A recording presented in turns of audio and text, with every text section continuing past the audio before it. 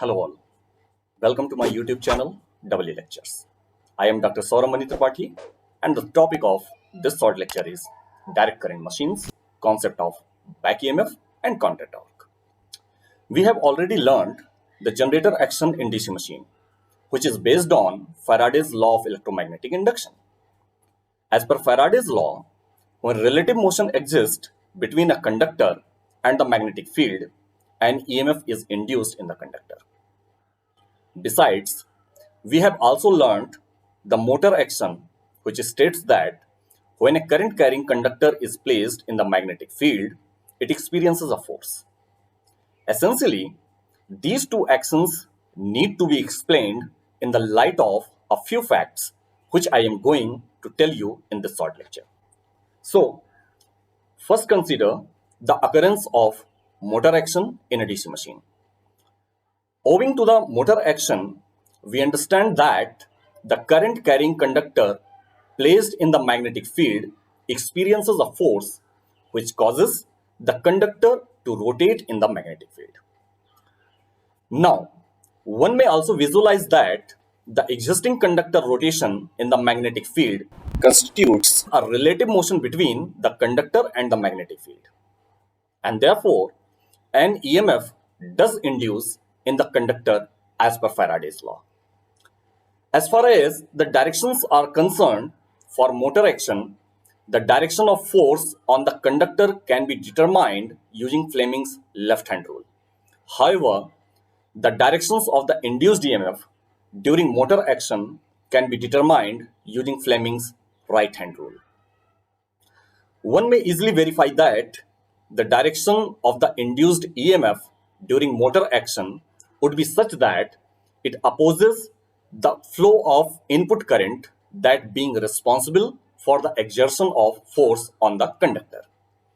That's why the induced EMF during motor action is termed as back EMF or counter EMF. So this point is worth notable that whenever the motor action occurs in the DC machine, generator action also occurs simultaneously. Now, a natural question arises into one's mind whether the converse is also true or not. I mean, whenever the generator action occurs in the DC machine, does motor action also occur simultaneously or not? In order to find the answer to this question, consider the occurrence of generator action in a DC machine. Owing to the generator action, we understand that when a conductor is rotated in the magnetic field, an EMF is induced in the conductor, which causes a flow of current if the circuit is closed. Now, one may easily visualize that as a result of existence of current carrying conductor in the magnetic field, a force does develop which is exerted on the conductor. As usual, for generator action, the direction of generated EMF in the conductor can be determined using Fleming's right-hand rule. However, the direction of the developed force during generator action can be determined using Fleming's left-hand rule.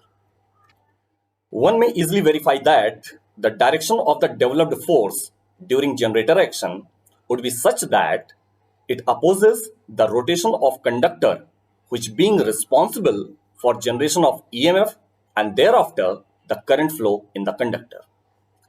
Furthermore, the developed force being exerted on the conductor during generator action results in a torque which serves the purpose of opposing the rotation of conductor.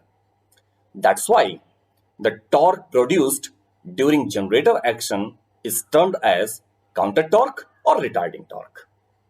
Thus, we found that whenever the generator action occurs in the DC machine, motor action also occurs simultaneously. Accordingly, we have reached the conclusion now.